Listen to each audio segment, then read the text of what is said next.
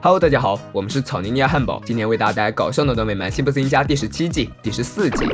难得又是一天家庭集会活动时间，一家人来到了宗教性质游乐场，有圣徒套圈，还有来自地狱的魔镜。新小妹尝试看了一下，那副可怕样子，直接把她吓跑了。有些好奇的秃头也过来凑了凑热闹。好家伙，这是地狱之王吧？秃头对这身装扮还挺赞赏，还不赖嘛。再来一口秘书人头太妃糖，完美。牧师召集了众人，说明了集资的原因。虽说什么都能和主扯上关系，不过其实是为了满足他自己的好胜心，他就是想让自己的教堂比人家高。为了转移众人的视线，他马上推出了橡皮小鸭赛，第一只到达终点小鸭将赢得一台家庭电脑。这粉红的颜色，小巧精致的样子，很显然就是为女性准备的。看着老婆大人渴求的目光，辛巴当然是第一时间表示一切都交给他。既然他敢夸下这样的海口，当然是做足了准备。比赛开始不久，他就用枪击沉了众多对手。他的小鸭不负所望，冲到了最前面。等等，他怎么游偏了？辛巴慌忙跳下水，将小鸭护在手里。不过这也让他直接被卷进了磨坊。辛巴为了给老婆赢台电脑，也是拼了。不过他身体的柔韧度也是真的高，进了磨坊转悠了一圈，居然毫发无伤。辛巴的辛苦付出还是值得的，因为马上他的小鸭子就要冲到终点了。不过这老天爷似乎决心要把他欺负到底，突然窜出了一只鸭妈妈，把他当成自己的孩子掳走了。都到关键时刻了，辛巴当然不能前功尽弃，就地展开一场人鸭拉锯战。只见他回手掏，直接把鸭子扔到了终点。看来这一场比赛辛巴已经稳了，可惜扔过去的是只真鸭子，最后竟然让弗兰德捡了个便宜。辛妈安慰辛巴，表示自己已经知道他尽力了，这就够了。辛巴却认为这只是辛妈的托词，因为上次小新输了球赛，他也是这样说的。这当然不一样了，他是真的菜，你是尽力了，可惜天公不作美。辛巴这才好受了一些，不过后面的小新就有点难受了。活动结束了，他们也准备回家了。弗兰德走了过来，表示自己并不是很需要这台电脑，毕竟他不喜欢在网上社交。辛巴也很干脆，后备箱打开，把它放进去就好了，毕竟是白收了这么大份礼物。辛巴还是想着回报一下。这么一说，弗兰德确实有事需要辛妈帮忙，这段时间他要去城里参加左撇子大会，希望辛妈能够帮他照顾一下两个孩子。当然可以，辛妈欣然答应了。辛妈带着小新来到了弗兰德的家，在交代好所有的事情之后，弗兰德才稍稍放心的离开了。看着坐在沙发上的两个孩子，辛妈提议一起来玩个游戏吧。罗德提议就玩1、2、3木头人吧。说完，两孩子又进入了静止状态。这算哪门子游戏？没一会儿，辛妈就宣布游戏结束。这两孩子被弗兰德管说都没想象力了，连涂鸦都只会最简单的。不过辛妈不愧是一个好妈妈，很快就让两个孩子重新找回了想象力。看着两个孩子例行睡前祷告，听到他们说这是他们的妈妈走后最开心的一天，辛妈瞬间心都化了。这两孩子是天使吧？孩子们睡了不久，弗兰德回来了，得知他们相处得很愉快，他欢迎辛巴随时过来，这倒是很不错，毕竟他也很喜欢他们，而且还能够让辛巴与孩子们培养感情。若是他能知道现在家里的情况，也许就不会这样乐观了。卧在沙发上酣睡不醒的爸爸，上演自行车大战的两个孩子，这刺激的玩法，亲小妹直呼过瘾。然后两个孩子又准备新一轮的战斗，如此激烈的声音，也只是让辛巴翻了个身。弗兰德对于孩子们的保护措施还真是全面，连跷跷板都是固定的。不过辛妈可不会让他们这么小心翼翼。没有了木蝎子之后，孩子们刚开始还十分胆怯，不过很快他们就陶醉其中了。等到两个孩子已经熟睡，辛妈看着电视等弗兰德回家，门铃声响，来的却是辛爸。小别胜新婚，辛爸甚至 cos 起了高中生。就在他们亲热之时，弗兰德回来了，辛爸吓得直接跳窗逃走了。好家伙，找自己老婆跟私会情人一样。妈妈不在家，孩子们怂恿着辛爸带他们出去玩，忽悠成功，他们来到了老年动物公寓，这里照顾众多已经年老的影视作品中的动物，看着他们羸弱的身体和衰老的脸庞，真是让人觉得伤心。穿过了动物们的集体公寓，他们来到了独居的猩猩面前，他叫图图，不仅没有因为优渥的环境而开心，反而伤心掉眼泪。工作人员向他们介绍，他有可能是在思念自己的孩子，他们目前都在演艺圈，这真是令人悲伤。小新把自己的冰淇淋递给图图，希望能让他振作起来，谁知道能让图图高兴起来的不是冰淇淋，而是小新。掳走了他之后，图图马上就跳回了树上。工作人员表示不能硬拼，因为这只猩猩能够轻松拧下小新的头。弗兰德回到家中，意外的发现了地上竟然有根红绳，他马上意识到他的孩子受伤了。事实确实如此，小托德在玩游戏的时候划伤了手指，为了防止两个孩子受到2度伤害，弗兰德命令他们爬着上楼。看到孩子们委屈的表情，辛妈告诉弗兰德，如果不能信任他们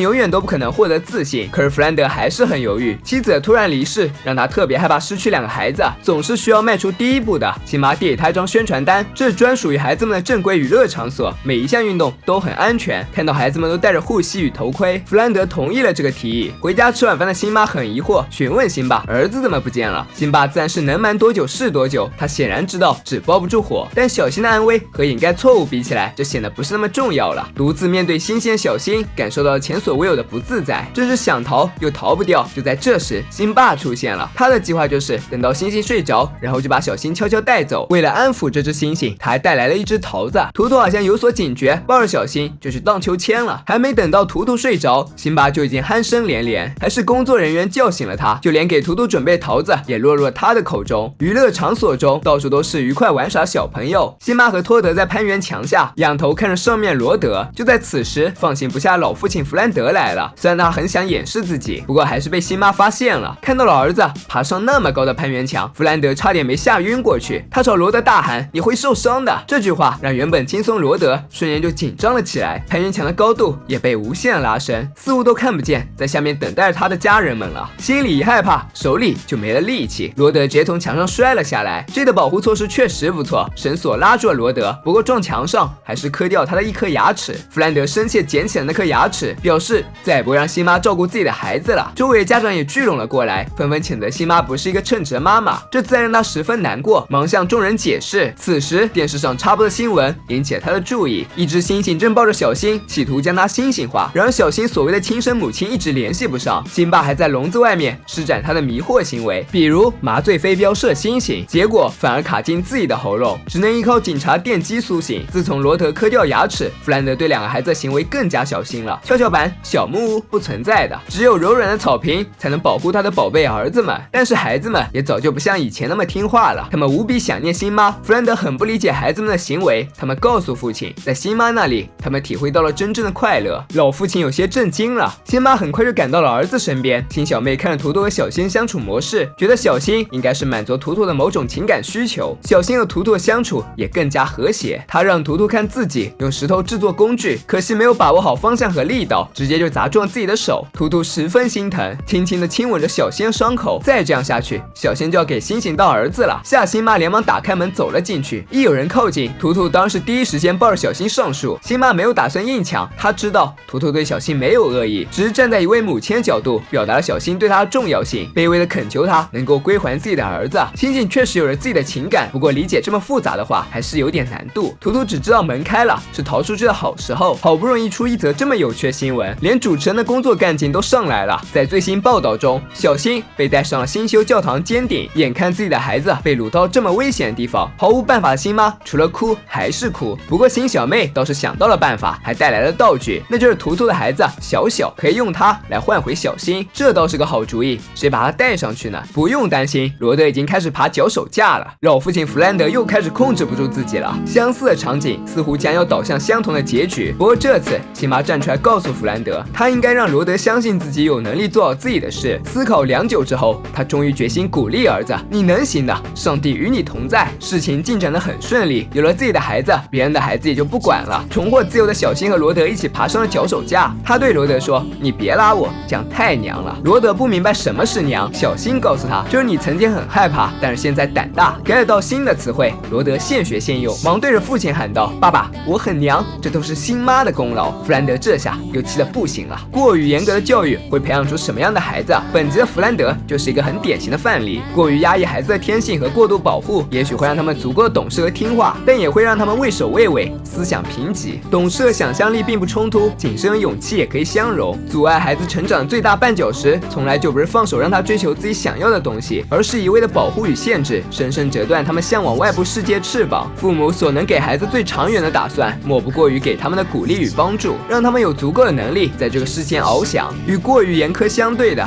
便是过度放纵。最典型的就是辛巴对2个孩子的教育，无敬畏者不知深浅，很多坏习惯就是从儿时养成的。那些父母没有教会他的，未来将会有更惨痛的社会鞭策他成长。几年的放纵换来的将会是一生的卑微。